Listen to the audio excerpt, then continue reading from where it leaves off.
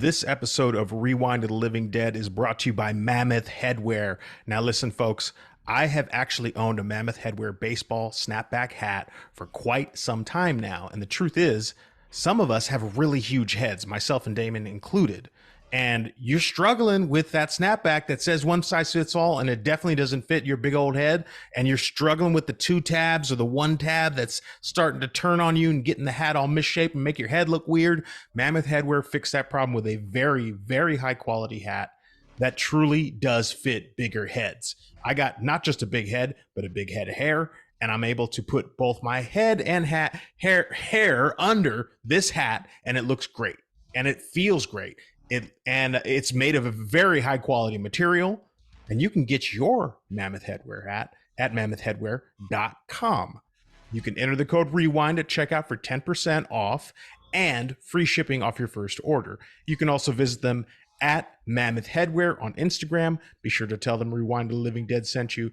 I'm telling you, folks, this is a product I've actually been using long before they were a sponsor for us. This is good stuff. Go visit mammothheadwear.com. Enter the code REWIND at checkout. Fair warning, this week, no spoilers, but it's about to get spooky. YouTubers Danny and Michael Philippou were well known for their hilarious and creative videos made under the shared name Raka Raka. But those skits were always just a means to an end for the duo. It turns out they had always wanted to transition into feature filmmaking, so every stunt, fight scene, or effect done in those videos were just practice to eventually make their own movie. An interest in horror films, along with a spark from a heartbreaking story about a group of kids laughing and mocking someone having a convulsion, led to the idea for a script that eventually became their first film. When a group of teenagers obtain an embalmed hand that allows them to speak to the dead and become possessed by condemned souls, they push the envelope too hard and leave a crack between the corporal and spirit worlds that should never be opened. Hands up. Cannot go for more than 90 seconds. What happens after 90 seconds? Don't want to stay. Now say, talk to me. Talk to me.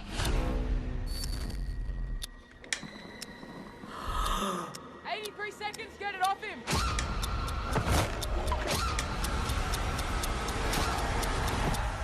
What if we opened the door but we didn't shut it?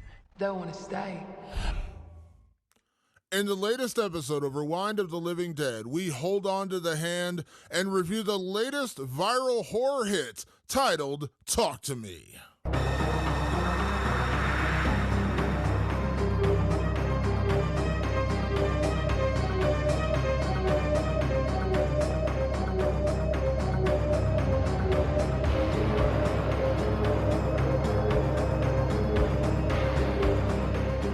Welcome back to Rewind of the Living Dead. I'm Damon Martin. And I'm Patrick Guerra. And Patrick, this week we have a very special two-part episode talking about one of the biggest horror films of the year. It's one of the buzziest horror films of the year for sure. A movie opening in a matter of days called Talk to Me. Now, normally when we do this show, we are talking about a film after it's been released because we like to get into a lot of spoilers on this show. We do a spoiler-free section, and we also do a spoiler-filled section on new movies, so we kind of get the best of both worlds. But we had the unique pleasure of this past week attending San Diego Comic-Con 2023 together, the only time during the year you and I actually do get together, and we actually got to attend a screening of Talk to Me along with the directors Danny and Michael Philippou, which is a really unique experience. So you and I have seen this movie days before it's set to release. So as celebration of that, we are going to do a special two-part episode talking about Talk to Me. So this week, the episode that's going to release, which we normally release late Tuesday night going into Wednesday, is a totally spoiler-free episode where we talk about the film, our thoughts on the film, no spoilers. We'll also talk about the experience of actually watching the film with the filmmakers, meeting and talking to them and things like that. And then next week's episode, which will also drop on Tuesday, as we always do, will be our categories and our spoiler-filled episode. talking about Talk to Me. So you're getting a 2-part episode about Talk to Me this week. No spoilers. Next week, all kinds of spoilers. And we're all about A24's latest film, Talk to Me. Damon, I'm as giddy as a Australian high schooler hopped up on Aussie cocaine, because let me tell you, like it was so cool to have an experience. First of all, you mentioned Comic-Con. This is the one time a year we get together and see each other. That's actually the first time we ever met was at Comic-Con, truth be told. So every year I see Damon at Comic-Con, we hang out. This year was different. This was our second year going as Rewind of the Living Dead.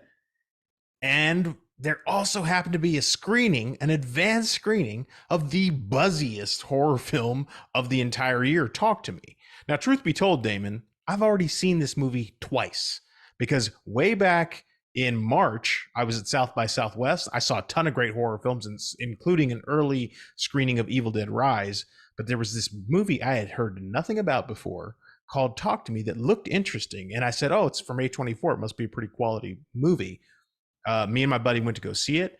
And when the lights came up, we were like, holy shit. Was that the best horror movie we've seen here? Even with Evil Dead Rise, which we've seen? Now, I tempered my expectations because, truth be told, when you go to a film festival, there's sort of a different vibe there. Everybody's excited to see the movie. Everybody is. And it's basically just packed with people who want to cheer the movie on. So you don't get exactly like a real experience. I prefer to see a movie in a proper movie theater with a general audience to see how it plays, because I know that at a place like South by Southwest, the whole point is to pump the thing up. So it has a different feel. So I walked away going, I think that was a really good movie, but I still don't quite know. Then we found out that at Comic-Con they were going to have this pre-screening. We hit the emails. We reached out to A24. We said, we got to see this. They got us in. They walked us in. They got us free popcorn. They got us free drinks. They sat us next to the damn filmmakers, Damon. That was an exciting night. It was. And also, I want to mention, you talk about the South by Southwest experience. One thing I've noticed with those kind of screenings, and you're absolutely right, when it's that kind of screening, you get the real excited reviews. And a great example of that is when you see, and it happens a lot with superhero movies. A lot of critics will get a chance to see a superhero movie before it actually comes out. They can't put out their full review, but you see the tweet reviews. They'll allow you to put out something on social media. The studios will. They'll allow you to put out something on social media, and you'll see just a ton of wow, blown away, what visuals, blah blah blah. And it's like every film. Like, people were raving about, like Black Adam and movies that did not do well and did not get reviewed well. And you're kind of like, where's the separation here? And it's usually because, generally speaking, those first few screenings get those kind of like uber excited, messages of support. You get kind of the more realistic version later when it's just kind of like a general release is what you're talking about. I did not see the film at South by Southwest, so this was my first time going in, seeing Talk to Me. And I had, I would say, very realistic expectations about this movie for a couple of reasons. One, it is first-time filmmakers. They are YouTubers. Now, I don't have any, certainly have nothing against YouTubers. I love the transition, and I love the idea that YouTubers or whoever can make a feature film like this. That's amazing. But looking at them as like their duo as Raka Raka, and realizing through my day job covering mixed martial arts, I had actually covered Michael Philippou had actually fought on the undercard of one of the Logan Paul KSI fight cards, which was so bizarre. And I was like, why do I know this name? And I looked him up and it's like, oh, he fought on the Logan Paul KSI card. So right away, it wasn't that I didn't have any kind of biases against them because they were YouTubers. Actually, in a weird way, you actually gain experience by creating that way and then transitioning. I would actually say that's probably a different kind of film school in a way, creating your own YouTube videos. But seeing their videos, I wasn't like immediately like, oh man, like these guys seem like big horror fans. Like they just didn't, their videos don't strike. Like they didn't make scary videos and then decide to make a scary movie. They made goofy, kind of fun, funny videos.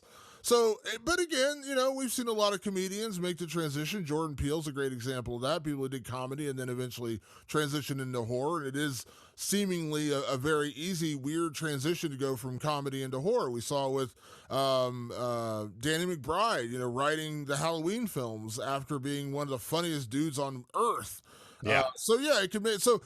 It wasn't like I had a preconceived notion about these guys. I was just like, I had no idea what to expect because based on their videos, there was nothing watching any of the Racka videos where I was like, oh man, these guys are going to make a great horror film.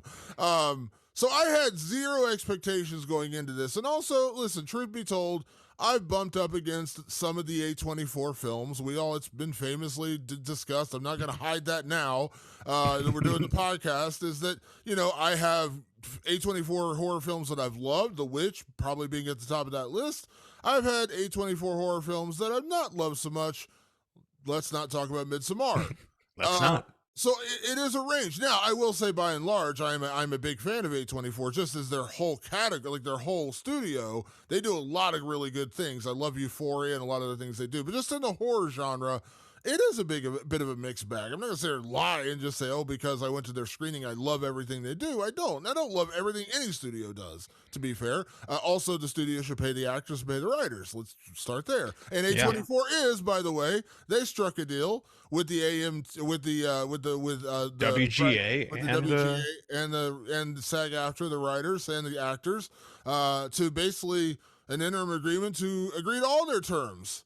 That they wanted better pay and residuals and everything, even though they're an independent film studio. Sorry, I don't mean to get off the topic. I just want to mention that because that was a deal that was struck recently with A24 as an independent studio. They made a deal with the writers and the actors, and they're happy with it. And they're an independent studio, so kudos A24. But that being said, I went in with very realistic expectations. I didn't go in thinking, man, I think this is going to be amazing. And I certainly didn't go in thinking, man, I'm not going to like this. I went in very realistic and not overexcited and not, underwhelmed going into the theater. And you were tempered. I was very tempered. And also, it was a weird night at Comic-Con because we get to the screening at the theater, and there is a massive line to get in.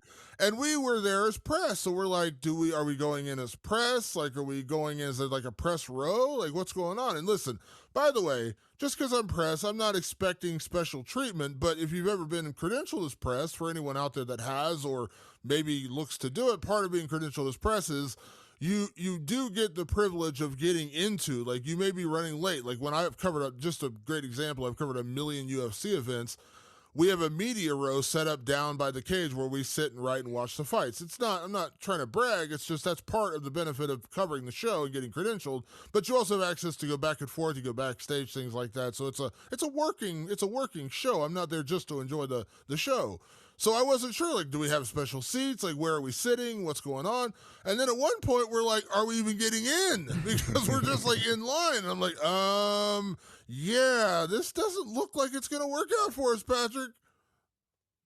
But it did. It did work out. Yeah, I mean, the people at A24 were actually really apologetic because I think they were having some coordination issues because let's be honest, a lot of people, Damon. I think that was the exciting part about being in those lines. There was huge lines. There was lines of people that came in, bust in to see the movie. There were lines of people waiting that had a ticket, that had a wristband. Then there was a line that wrapped around the building of just people who wanted to get in who had none of that. People were excited to see this movie. And let's not forget, this was also our screening on Thursday night was the same night that Barbie and Oppenheimer were opening. So yeah, also the theater was just jam-packed. Yeah, it didn't help matters much that two of the biggest movies of the year were also opening on the same night. There's a screening with like 500 people trying to get into a 200-seat theater. So, or 600 people, however many people were there. There's a lot. Yeah. Trying to get into like a 200-seat theater. So yeah, it was a weird setup, and certainly not A24's fault. Just happened to be the same night as Barbie and Oppenheimer opening. Yeah, it was Barbenheimer night. But I wanted to actually back up and go back to earlier in the day. We got to also sit in on their panel. You know, panels are a big part of Comic-Con. This year it was a little bit different because of the WGA and SAG-AFTRA strikes. There's no writers and showrunners here to talk about their TV shows, and there's no actors here to promote movies. So all that's kind of left is directors, because the directors actually did strike a deal with the AMPTP. So we decided to go to the Talk to Me panel with Mike and Danny Philippou. And you mentioned like having like a pre-framed expectation. They did a great Q&A. They're actually a lot of fun. They're really like funny, silly guys. And if you know the Raka Raka stuff, you know their kind of their style. They're just as goofy in person when there's like no cameras on them. They're just kind of silly people. But there was one guy that came up to the Q&A who basically just said, I'm going to like anything A24 puts out. Like he said it. And I look over to Damon because I go, oh, like that is not how we roll around here.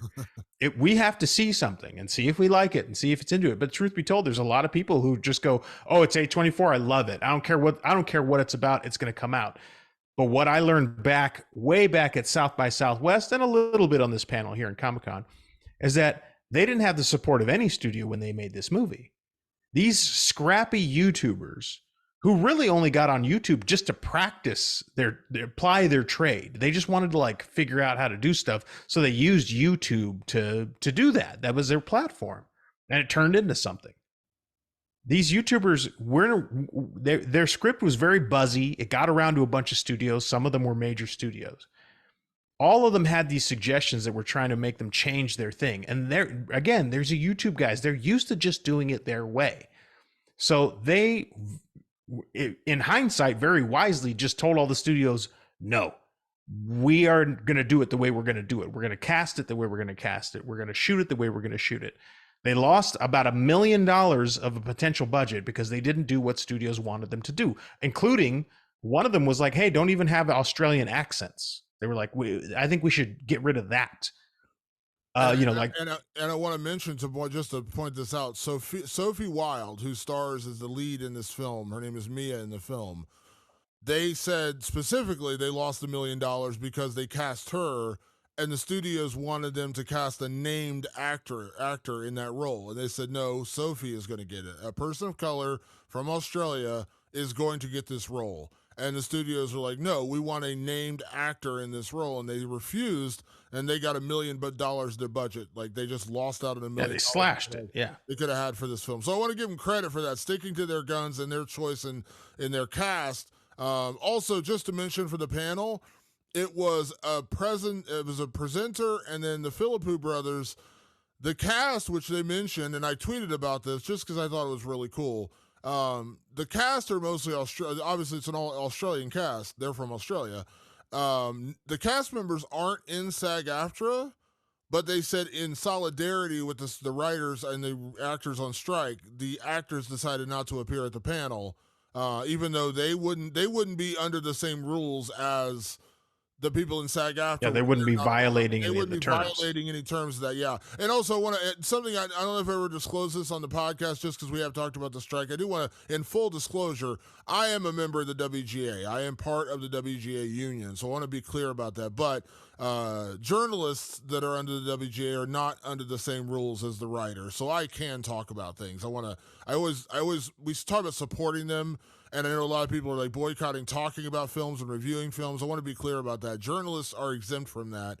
I am a journalist by trade. So I am a member of the WGA, but I am a journalist, which is a different thing. That being said, huge kudos to these guys for sticking to their guns, particularly where Sophie Wilde's concerned, where they're like, no, we're not going to do. And they could have screwed themselves forever at that point.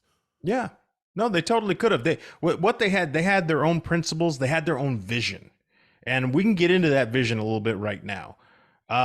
Something that I think you can read anywhere that's not a spoiler. Again, we're not going to get into spoilers in this episode, but something that you can read anywhere and that they brought up in the panel is that this is a possession movie. And it really didn't hit me until the second viewing. I never really even thought about it like a possession movie until you watch it again, until I watched it again, hearing that in my head. This is an approach to a possession movie that I'm really struggling to think, have I seen anything like this before? Can you compare this to anything?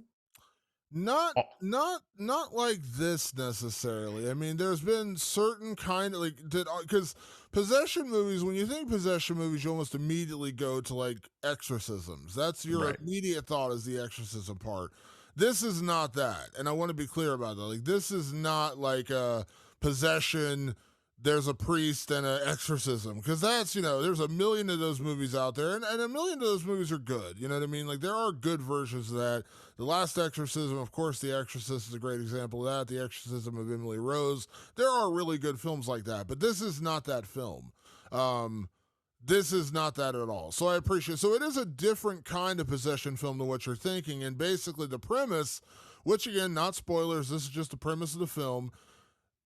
These kids get a hold of what they know to be, or what they believe to be, an embalmed hand. And they have, they talk about where they believe it came from in the film. But essentially, you've seen the trailer. It's a hand stuck out, almost like shaking your hand. It's kind of twisted at the arm, and it's just sitting there, and it's embalmed and covered in ceramic.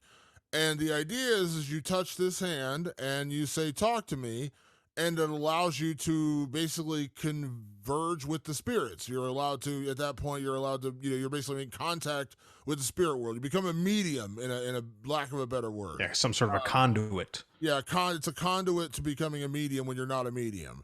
And I guess the easiest way to say this is freaky shit happens, as you would expect. But it is a very here's what I appreciated about it. And I know a lot of people are probably 20 minutes into this podcast, people are probably going, my God, you guys are really, really just like, full on, just loving this movie. That's not necessarily the case. The experience was really cool. I enjoyed the panel, the screening. I actually got a chance to talk to Michael Philippou after the screening. All that was awesome.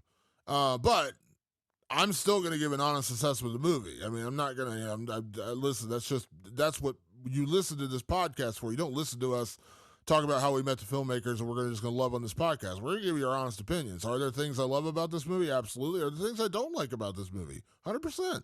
And we'll get to all that. But that's the premise of the movie. And that's not spoilers. That's just the premise of the movie. Teenagers get a hold of this embalmed hand, and when you touch it and say, "Talk to me," the spirits come out to play. And as I said, crazy shit happens. Crazy shit happens. And you bring up the teenager aspect.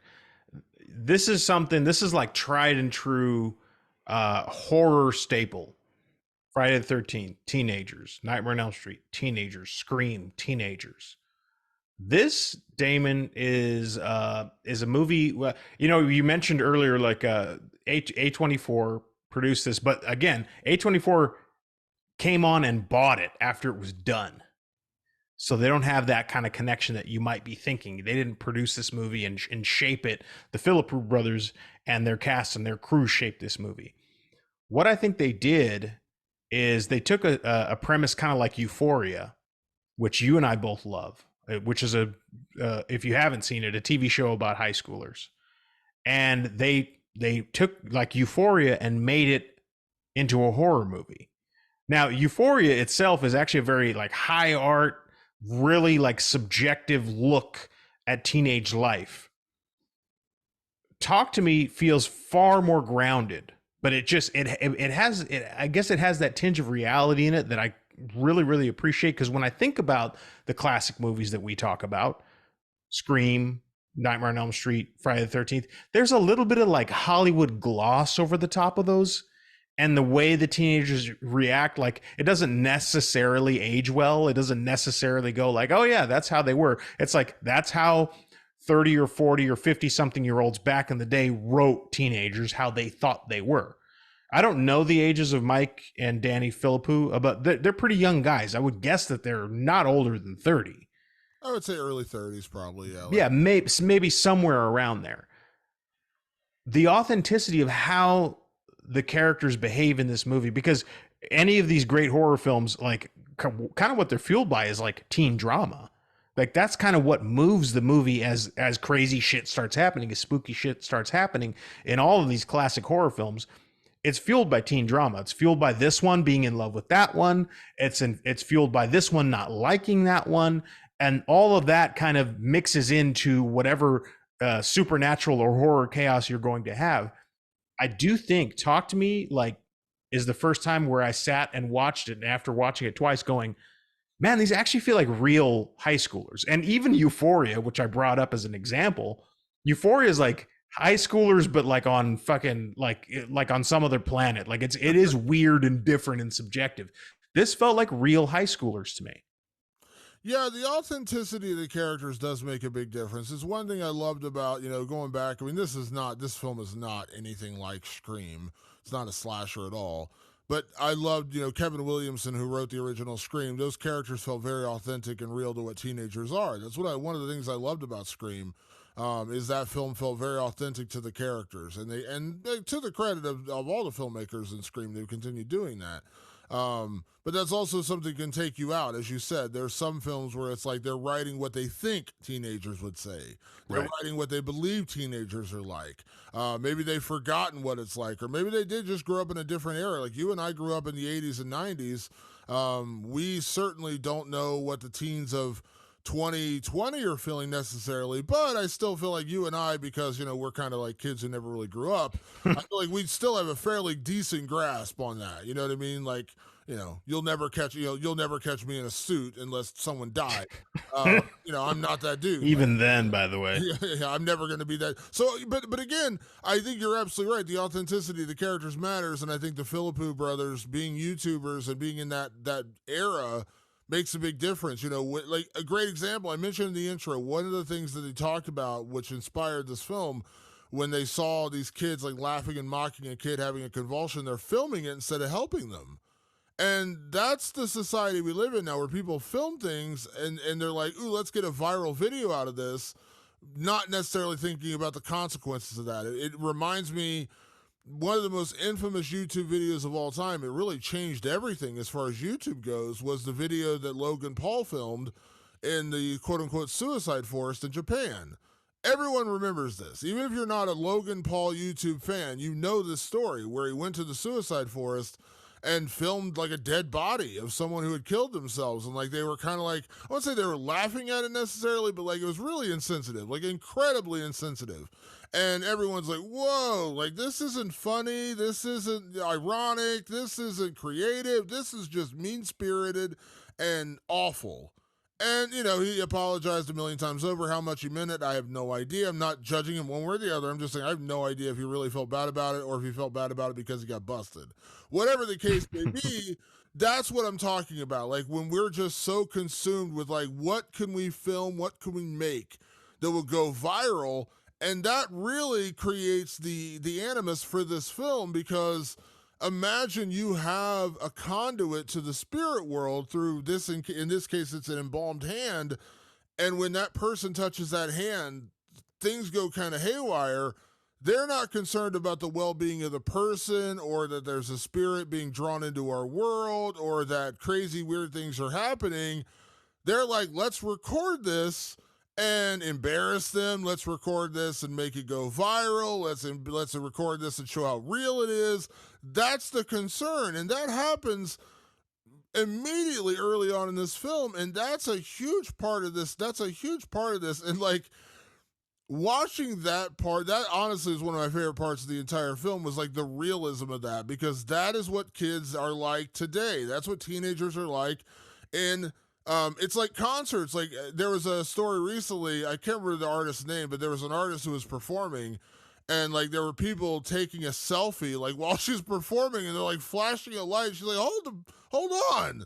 Like I'm singing, you paid, hundreds of dollars to come see me, and you're just taking a selfie of you in the stage. And I've been to concerts, I'm sure you have too, where bands are like, can we all put the phones down and just enjoy the show? Because like everyone's recording, and I'm guilty of it. I record concerts all the time when I go. I always like to record like parts of my favorite songs, like a piece. I'll record a piece. Yeah, I'll record like a 1 minute clip. But I'm guilty of it too. Like I lose myself enjoying it. I'm recording it. That's the world we live in, and so that's a big part of what they tackle in this film. And it is a really interesting subject, because we are guilty of that. Like someone crashes on the side of the road, everyone pulls out their phones to record it. They're not like, oh, maybe we should call 911, fucking help these people. We're more like, ooh, let's video them. Yeah, let's video. Maybe my video will go viral. And I won't get into the characters who have it, but they're the characters that are in possession of the hand. They're sort of leveraging that. It's like, and again, that's to the like, it really feels authentic in the story. Is like kids want to try this handout because it's getting popular online, and the people in possession of it are like, hey, cool. Like, people think we're cool and we're kind of the life of the party because we have it. And then like they go and they try this thing out, and you see a little bit of it in the trailers. They try it out, and what does everyone do? They all pull their phones out and they all video it because they're all hoping to get a little piece of fame off of it. Fame itself isn't like a big, I think, theme in this movie, but it's interesting to just see that like that's sort of embedded in the kids. It's embedded in high schoolers that they're just like, we're all going to film this. You know, never mind that what is happening. And again, it's in the trailer. When someone gets fully possessed in front of me, that's not even shaking them. We just a few weeks ago, we talked about Jennifer's Body.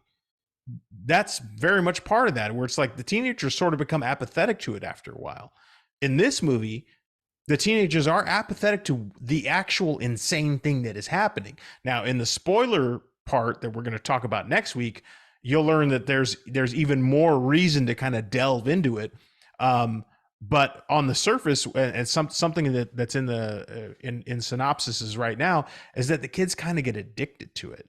So it becomes sort of like, okay, like now we have a high school movie that's sort of an addiction movie too, which is kind of cool. Like, it's kind of cool to like fuck with that a little bit. And they do fuck with that in this movie. There's the peer pressure element, which leads to the addiction element, in my opinion. Peer pressure, because it's just like, listen, as an example, we all went through this. When you're 16 and your friends are drinking, and maybe you're not ready to drink, but everyone's drinking around you, and they're like, come on, just have a beer, just have a drink. Or, you know, listen, let's be honest, in other cases, it's drugs. And hey, we're all doing this. Like, come on, like, just take a pill or snort this or whatever. We've all been there. If you haven't been there, I don't know what teenage life you're living, because we've all been there at some point. I'm sure you did, Patrick. I know for a fact I did, where you're around a bunch of people and they're just like, we're all doing it. You know, it's the old, if everyone jumped off a bridge, would you jump off a bridge too? But it's the reality. When you're around a group of people you love and care, or you're trying to be part of that group, which is partially what starts this off, because Mia, our lead character, played by Sophie, is a little bit of an outcast. She's not the popular kid. She's not the life of the party. She's a bit of the outcast. So when this whole thing starts, there's this peer pressure that comes along with this, where everyone's like, do we want to do this? Should we be doing this? And like, they're looking to like kind of draw you in. And then once it starts and it starts spreading like wildfire, when people start realizing what's happening, then everyone wants to be a part of it. You don't want to be left out. So we talk about like, this isn't necessarily about fame seeking. It's as much about being part of the cool crowd. Definitely. Everyone in the cool crowd is wearing everyone in the cool crowd has a pair of Nike Jordan 1s. You want a pair of Nike Jordan 1s. Like, that's part of it. Like, that's just part. That's the economy. I mean, that is consumerism, right? Like, that is real. Like, everybody all your friends are going to see, I don't know, Ed Sheeran. Everyone's going to see Ed Sheeran. They're all going to Barbie and Oppenheimer on the same night. You can't afford Ed Sheeran. Guess what? You're going to auction. You're going to sell stuff. You're going to, you're going to beg. You're going to lie and cheat and steal, so you can be part of the group that's going to that concert or seeing the movie or whatever. Possession that's the theme of this movie. When they realize what can happen when you touch this hand and you make that connection to the spirit world, there's that two-sided part of it. One is like the viral, like, we're going to make this go crazy. Everyone's going to see it. It's going to be amazing.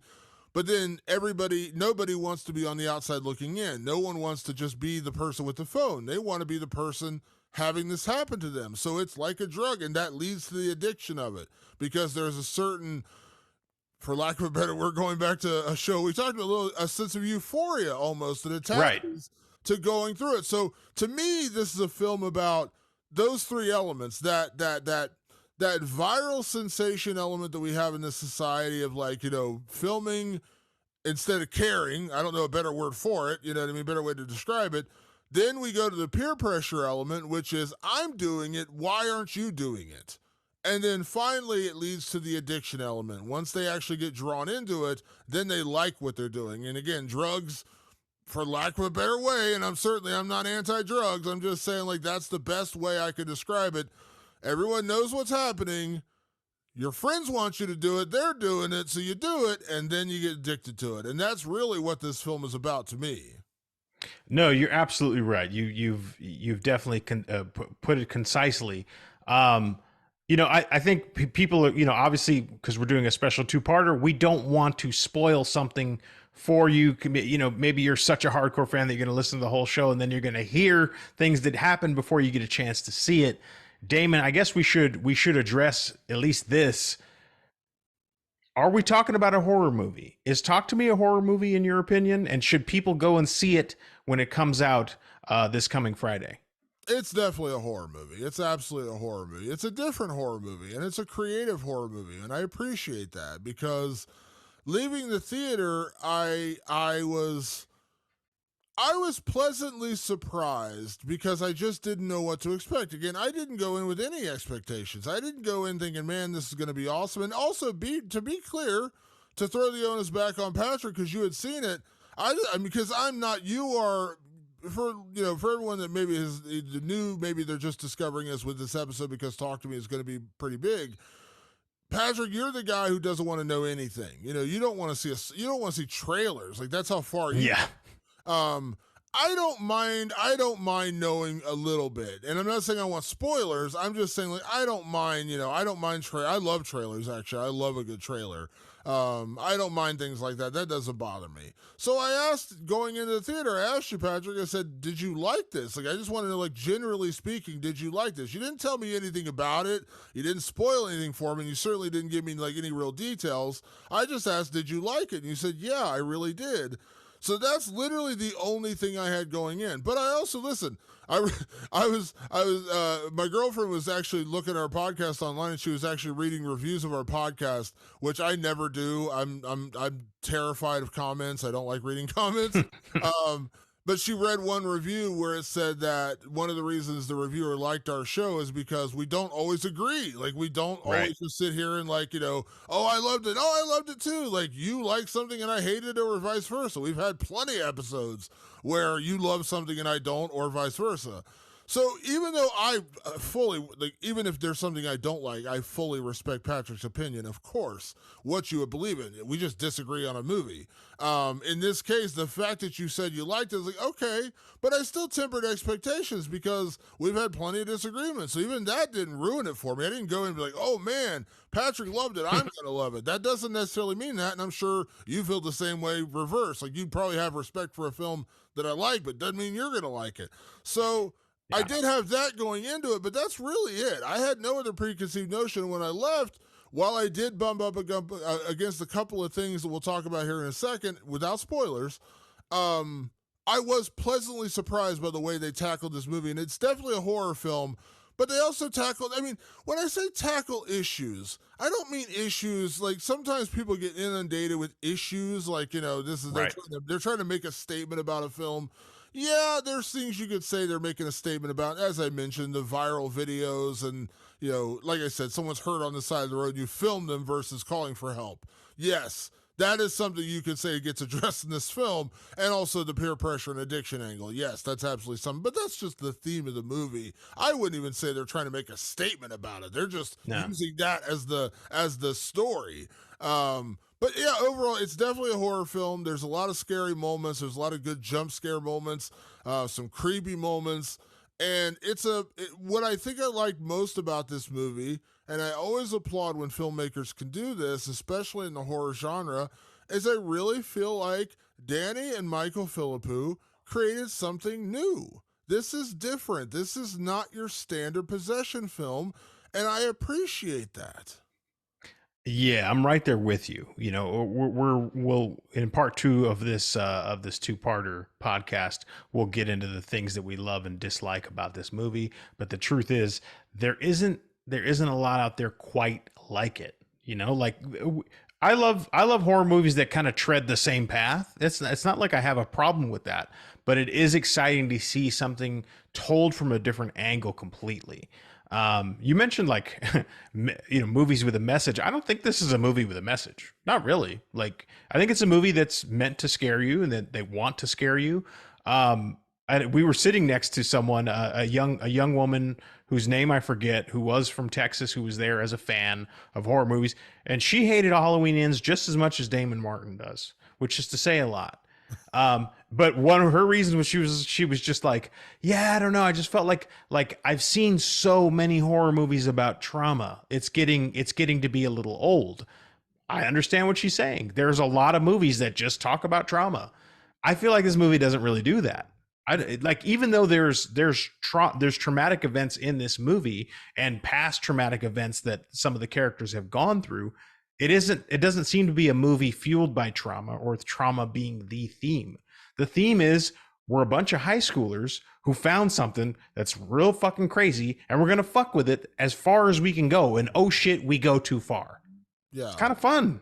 No, it is. It really is, and it's like I said. It's a film. If you want to know about the theme of the film, it's a film fueled by adrenaline. You get a rush, like that's the endorphin rush of doing what they're doing.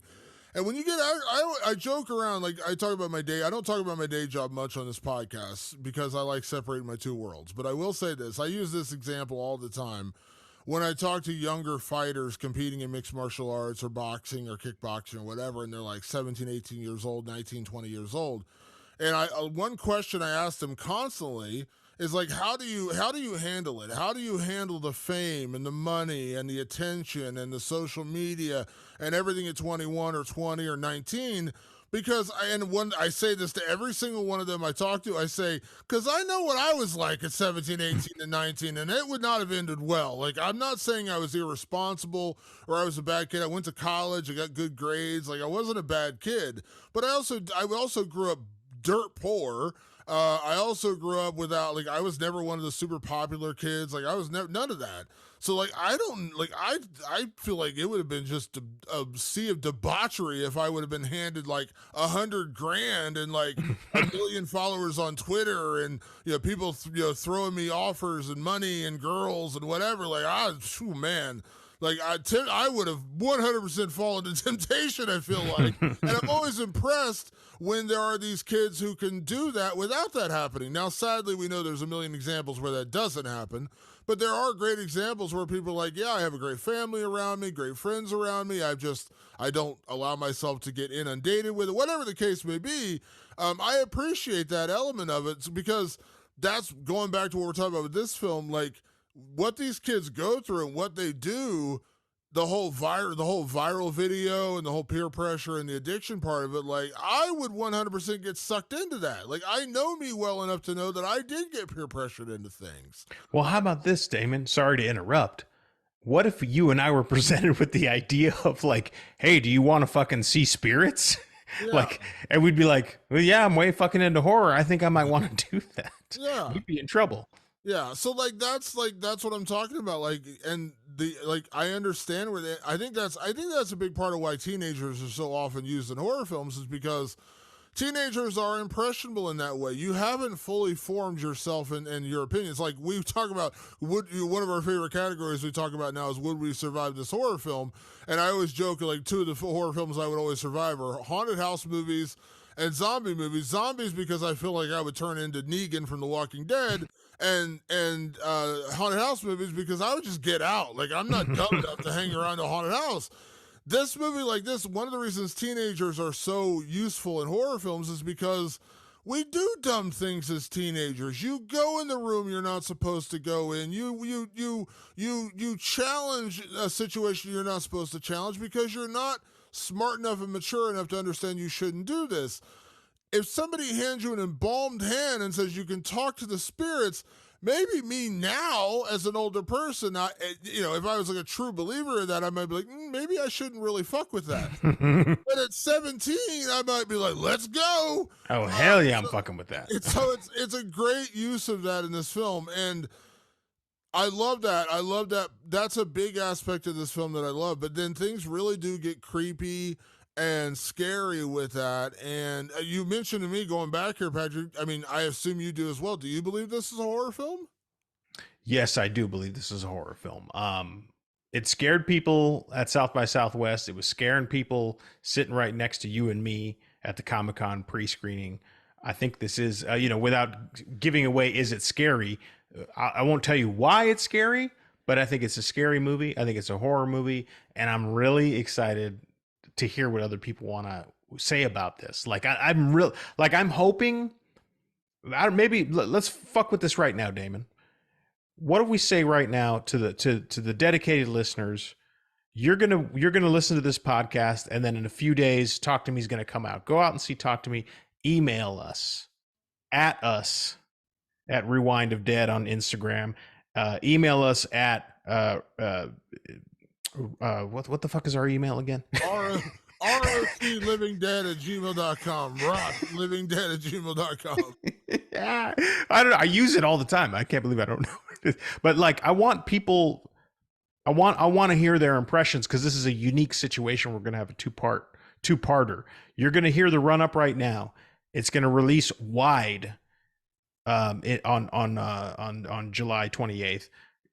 Hit us back once you've seen this movie. Tell us what you thought. Maybe we can read it at the top of the show. We can read reactions at the top of part 2 show or something next week. But we'll try that out. We'll see what we can do. I want to hear what people have to say about this movie. Yeah, I am curious, and here's what I'll say. Like I said, I enjoyed a lot of things about this film. There are a couple of things story wise I bump up against, particularly with the way this film ends. Again, no spoilers. I do bump up against a little bit of the storytelling apparatus in the conclusion of this film. There's a little bit of clunkiness there that I didn't really enjoy. And I bumped up against a lot in that part of it. Now, does that ruin the film? Does it make it bad? Is it just like one of those things where, and I've said this about other films, where the film was going along great and it ends in a bad way or a I hate to use the word stupid way, but like a way that just doesn't make sense. Yeah. And it kind of ruins the movie.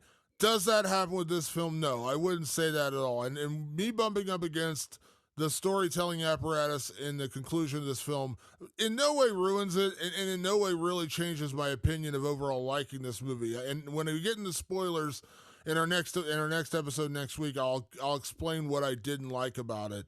But that being said, I want to be clear that it didn't ruin the movie for me. It's a very small detail, and we talked about it after the film when we were coming back. And when I said it, you're like, "Yeah, that does kind of make sense." There's one thing. But overall, and also I want to mention like a couple other things I want to mention about this film, and I know this is kind of like the nerdy film geek in us here, Patrick. I mean this like with just like stunned like amazement, however you want to word it. I'm shocked that this is technically the Philippou brothers' first film. This does not look like a first film. Like these guys, and again, they didn't go to film school. Like this is not them graduating from USC and making their first film that way. They made YouTube videos. And they made this film and it looks good. Like it looks really well done. It's not, and also they picked out a lot of unknown Australian actors to star in this film. This isn't a film. There's one known name in this film, and it's Miranda Otto, who was in 24. She was in Homeland. Very, very good actor, by the way. I like Miranda Otto a lot. She's really, really good. She plays the mom of one of the characters in this film. She's incredible. She's the one named actor. Yeah. No one else on this IMDb list is anyone you probably know, unless again you live in Australia and you may have seen them in some local, not local, but like Australian films or TV shows. If you're in America watching this, you're not going to know any of these people. I promise you that. To get a group of unknown actors and have them perform this well, which is kind of stunning. Is one. Two, visually, it looks really, really well done. The visuals and the audio are great. And there's one story that the filmmakers told during our panel, and I want to tell it right here because it was so funny to hear them tell this, but this was the benefit of working with, and when I say amateur, I'm saying amateur as a comment, amateur filmmakers. They're not guys who are 30 films deep. And they've already, I fully admit, like, I'm jaded on certain things because I've been around it for so long. They told a story where they had very little time left and they needed to do a 50-shot sequence. Little clips, but they needed 50 setups to do, and they had 2 hours to film it. And the assistant director told them, guys, this is not possible. He said it's mathematically It's impossible. mathematically impossible to film this. And the filmmaker said, first off, fuck that guy. They were joking, by the way. They love that guy. They're like, we're going to do it. And they did it. They pulled it off. This huge, insane 50, which I know what scene they're talking about now in the film. It's a montage scene. They said that, and again, this is not a spoiler. It's a montage scene. 50-shot setup, and they had to film it in 2 hours. Because again, this is still a very low-budget horror film and a very limited amount. What did they say they filmed it? Was it 7 weeks? Do I remember that? Is that right? I think it was 5 weeks. Okay. I think they lost some of their schedule. Yeah, very short amount of time, 2 hours to do a 50-shot montage, and the assistant director, who obviously has been around films more often, is like, this is not possible, and they're like, fuck it, we're gonna try it anyways, and they pulled it off, and it looks great. And I'll be honest, that's probably my favorite scene in the entire movie. That little montage, I love that montage. So that to me is the fun of dealing with new filmmakers like this who come from a different world, when they're just willing to take risks that maybe more experienced filmmakers would not take. That's why I always appreciate the kind of maverick indie filmmakers, which really blew up in the early 90s. You had Quentin Tarantino, you had Robert Rodriguez, you had Kevin Smith. You had people coming out who had Kevin Smith made Clerks. He didn't really know how to make a film. Yeah. He just made it. Tarantino really didn't know how to make a film when he made Reservoir Dogs. You know what I mean? El Mariachi, when Robert Rodriguez made that, he didn't really know how to make a film. He made it for $5,000. He made it for nothing. He did it. And then they learn on the job, and I appreciate it. And that's why I think, like, you get those unique voices who become who they become. You know what I mean? Now, I'm certainly not begrudging anyone who goes to USC or New York, New York University film schools. Certainly not. Huge education. I wanted to go to USC. That was my dream, to go to USC to be a screenwriter. Certainly not begrudging that. But I appreciate that in this new genre, this new world of cinema, that we can invite in people like the Philippou brothers who don't really know. Again, I'm saying this in a nice way. They don't really know what they're doing. So they don't have this preconceived notion of what can't be done. Yeah, no, it's if I can get on my little filmmaker soapbox that I get onto every now and then. They said it just so eloquently when they were talking about their time as YouTubers. They didn't become YouTubers to be YouTubers. They just used YouTube to like try out videos, and some of them they hated. Some of them they didn't even want people to see. But they did them, and they put them out, and they got better, and they got better, and they got better at what they do. And so when that assistant director said, guys, that's mathematically impossible to do 50 shots in 2 hours, they said, please let us just take over the set for this next 2 hours, and we'll get it done, and we'll do it. Because they were using the muscle that they worked when they were doing YouTube stuff. And it turned into a really fantastic sequence. This movie's full of a ton of great visual tricks that they didn't learn at any film school. And that's okay. I went to film school, and I think it's totally fine if you want to go to one. But if you're out there and you're like, man, how do I do my thing? Just go do it. Just go do it. Like that is the message I hear over and over again at panels, at film festivals, when you're asking filmmakers for advice. You have to go do it. The Philippou brothers went and did it. And then they came up with a great, they did it for years, by the way. They didn't just do it like a little bit. They did it a lot to get good at it. And then finally they had this idea for Talk to Me.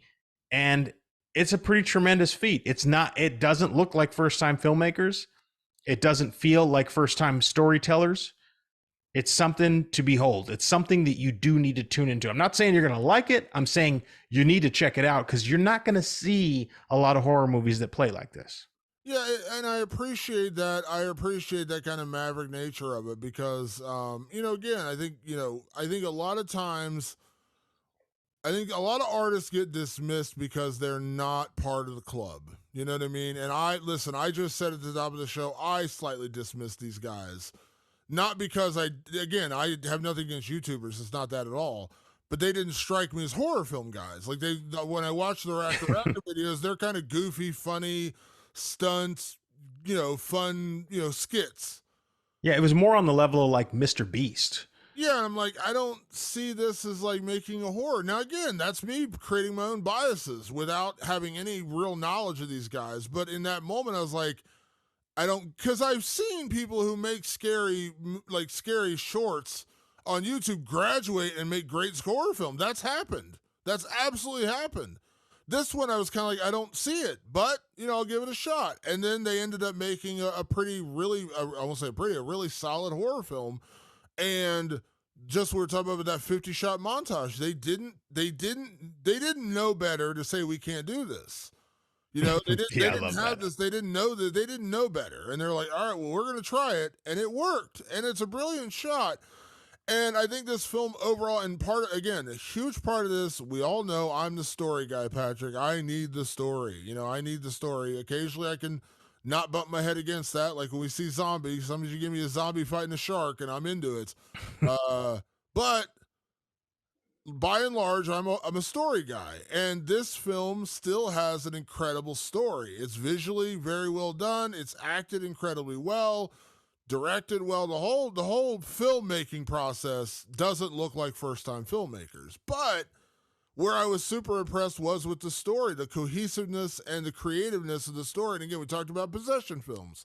This isn't a film where it's just like, oh, she got possessed by a demon. We got to get that demon out of her. How do we do that? Call the priest. And again, I don't want to do a color by numbers of possession films, but come on, you can kind of most of them go that way. Possession films. This is not that. This is totally different than that. Having an object that you touch and then inviting the spirits into our world and how that can go haywire.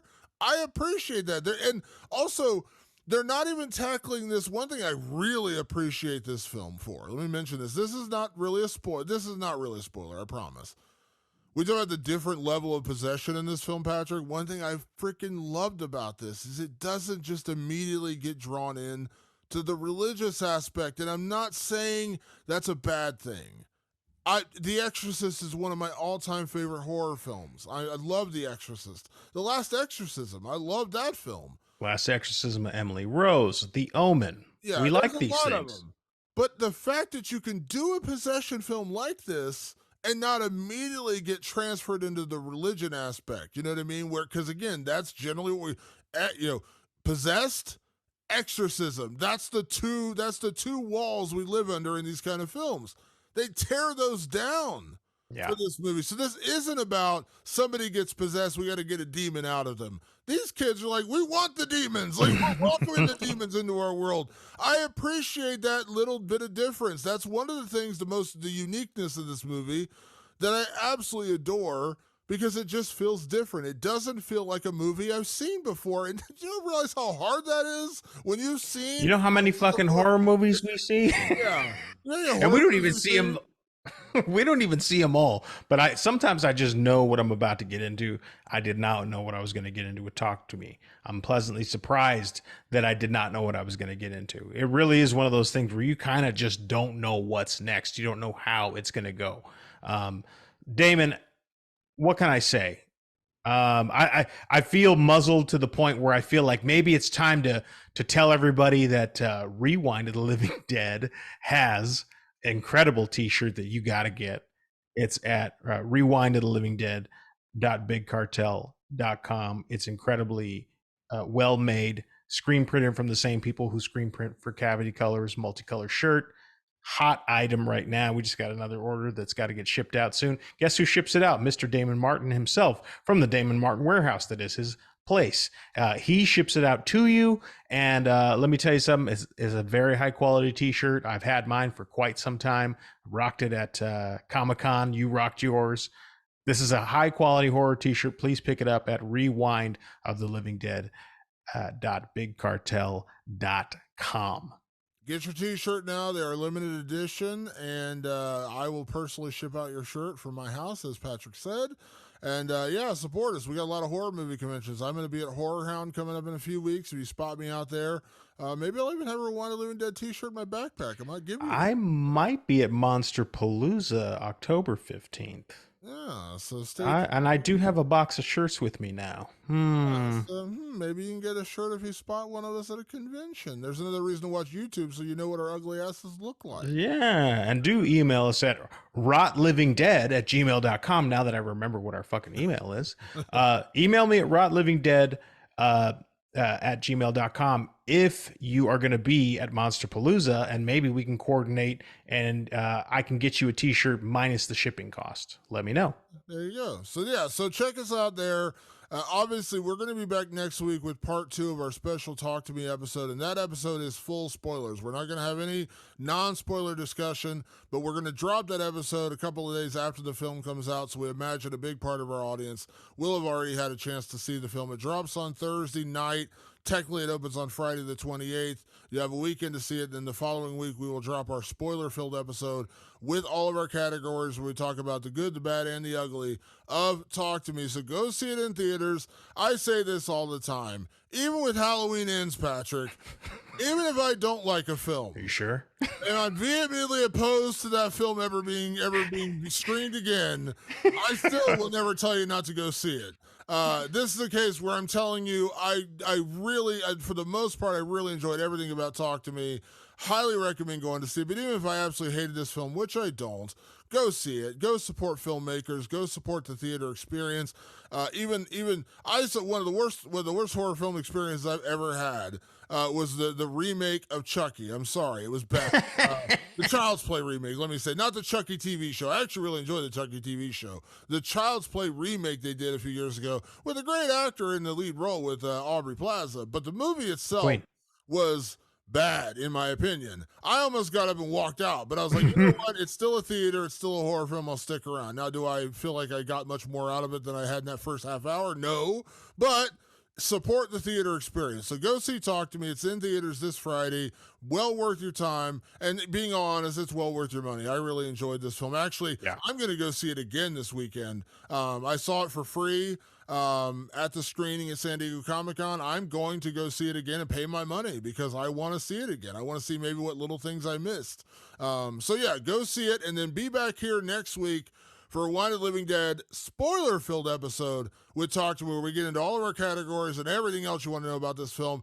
As Patrick said, send us your reactions when you see this film. I'm really curious to see what you guys have to say about it. Send us emails, rotlivingdead@gmail.com. That's rotlivingdead@gmail.com. Or hit us up on any of our social media channels. Very, very active on Instagram. Just search Rewind of the Living Dead. On Twitter, Facebook, or X, or whatever the hell Elon Musk is calling it now. Twitter, email, Facebook, or Instagram. Send us messages. Let us know what you think of Talk to Me. I would love to hear your reactions to the movie since we are putting this out a couple days before the film comes out. And then come back to visit us next week for another edition of Rewind of the Living Dead, where we will go full spoilers on your ass as we talk about Talk to Me. So yeah, be there next week for Talk to Me, and we will be back with another edition of Rewind of the Living Dead, spoiler-filled, 1 week from tonight. Thanks so much for tuning in. We'll see you then. Peace.